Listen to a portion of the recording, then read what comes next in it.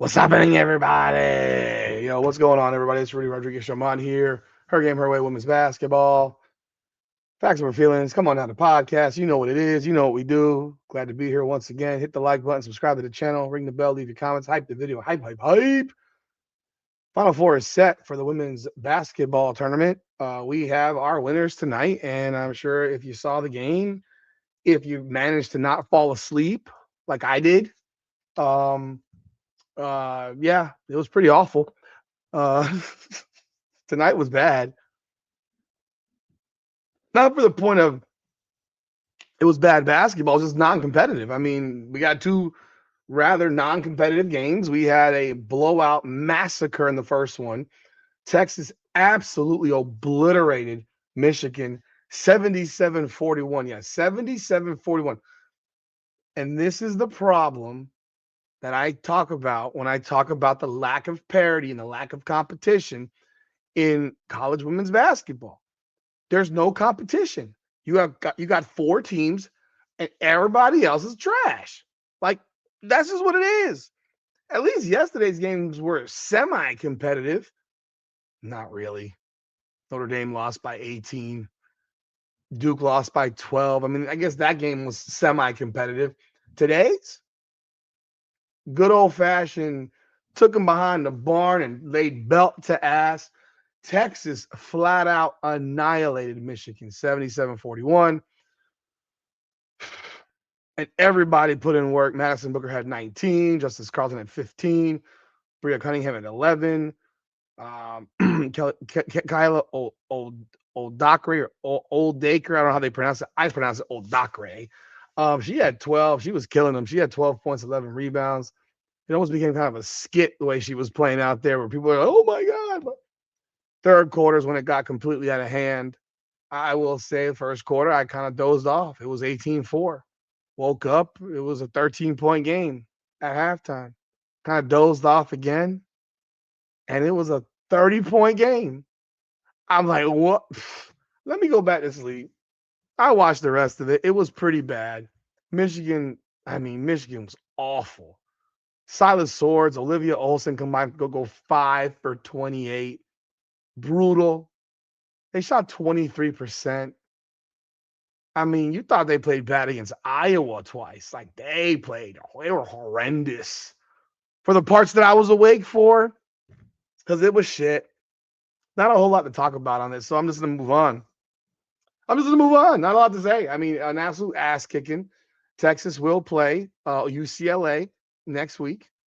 Have they decided? I'm sure that will be the early game. If it's not the early game, that'd be really surprising. Let's take a look at the score. Let's see what they have scheduled for Friday. Wow, the early game is South Carolina UConn. What are they doing? That's weird. That is hella weird to me. Maybe UConn wants to be the early game, 7:00. I'll probably do a live on Friday night. I'll be real. I'm probably gonna do an all-nighter for both games and do a live for both of these games. So please do jump on board and hang out with me for the duration. I do appreciate you. So Texas will play UCLA. UCLA is 35-1. Texas is 35-3. UCLA's only loss this year was to Texas, 76-65. Back on November 27th. It's been a long time since that game. And in that game, Lauren Betts was terrible.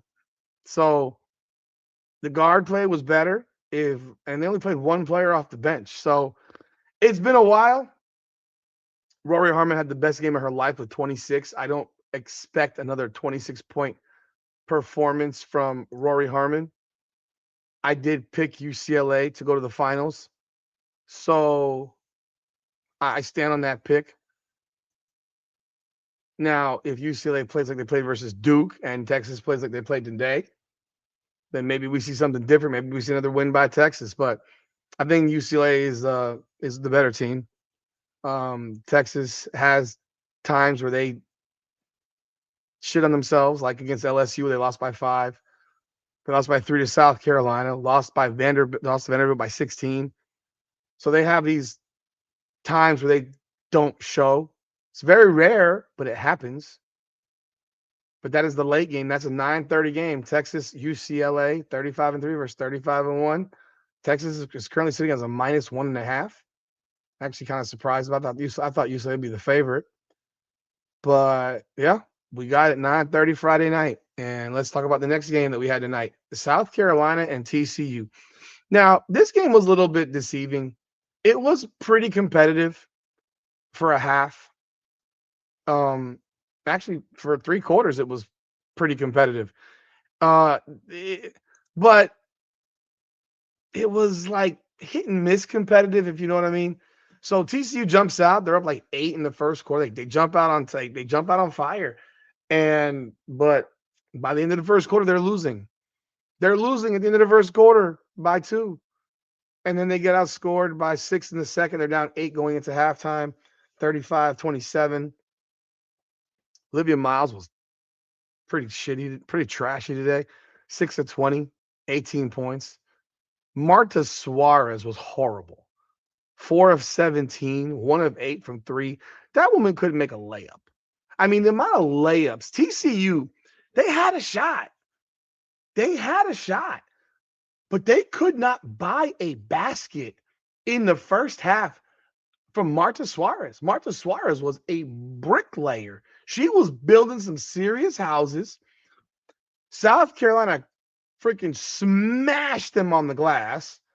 When I mean smashed, I mean smashed. Hulk smash, smashed.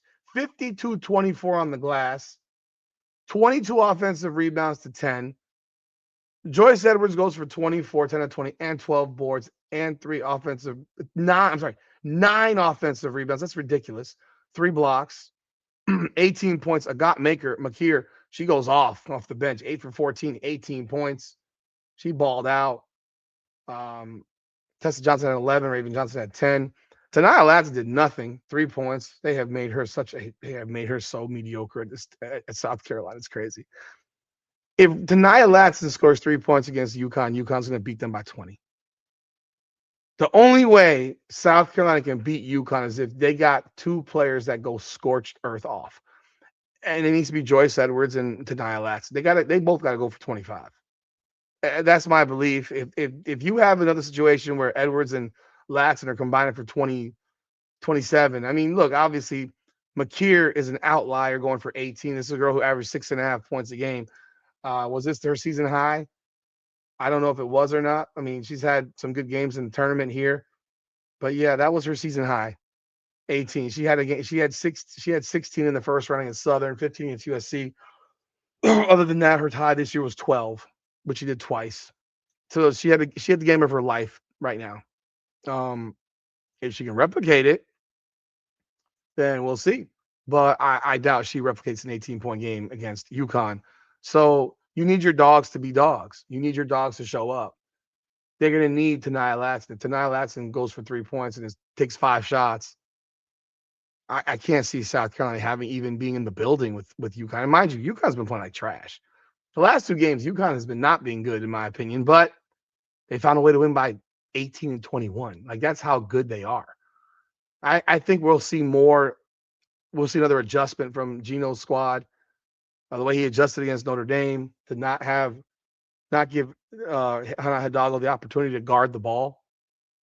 And yeah, TCU's down 8, but in the third quarter, you started seeing some slippage.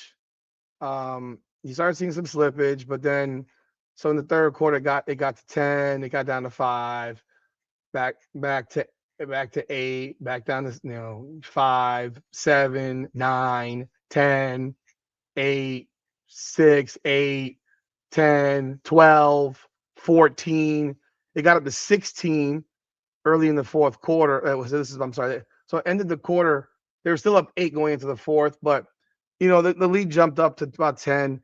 Now fourth, but TCU could never get really close. Fourth quarter, though, they absolutely mauled them. 29-11 in the fourth quarter. It was a wipeout. The boards were ridiculous. They absolutely slaughtered them in the fourth quarter. This game was over with 7 minutes to go. They were up 18, and the game was a wrap. up 20 with 7 minutes. I'm done with. At that point, it was like, bye. We already knew. And I mean, to lose by 26, it wasn't a 26-point game type of game, but you never thought that TCU was going to win this game. You never felt that TCU had a chance just based on how they were playing and the easy shots they were missing. It was pretty pathetic. And to watch players on the sideline for TCU cry when you're getting when you lose by 26, like, I'm sorry. Save your crocodile tears. Now, you're going to have UConn play South Carolina. That is the early game, as we just discussed. Big matchup will be Sarah Strong against Joyce Edwards. That's a big matchup.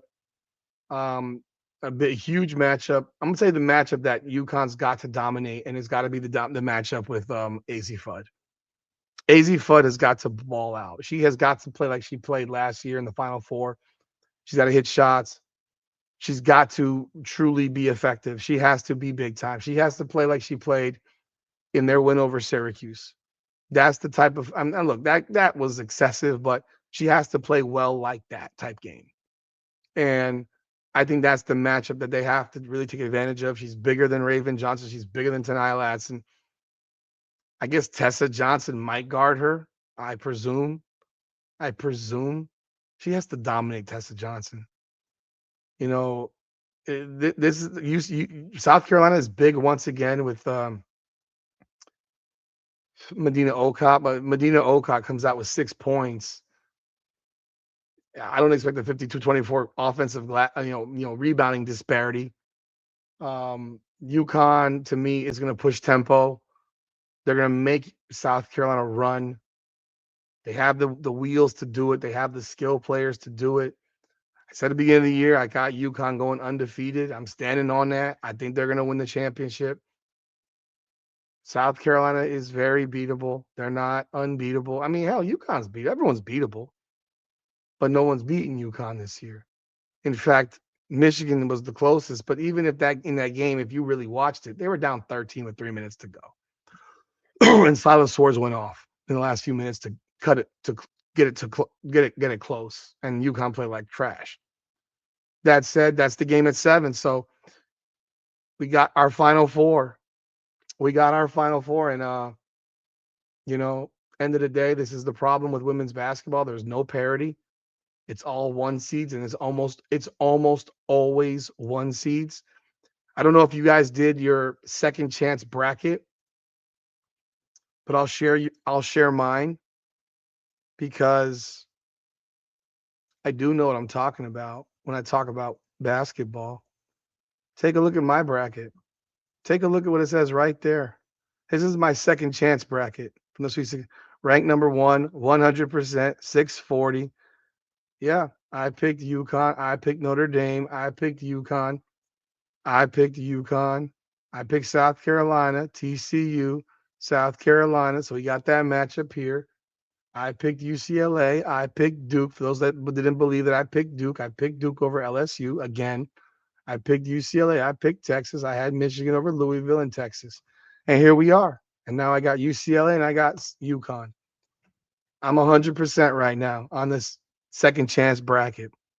How about them apples, baby? Y'all let me know y'all thoughts in the comments. Hit that like button and subscribe and hype the video. I appreciate y'all. Y'all have a good one. I'll see y'all on Friday night for the Final Four, because I will do a live on the Final Four. So appreciate y'all. As always, this is Her Game, Her Way Women's Basketball, powered by Come On Now, the podcast. Come on now.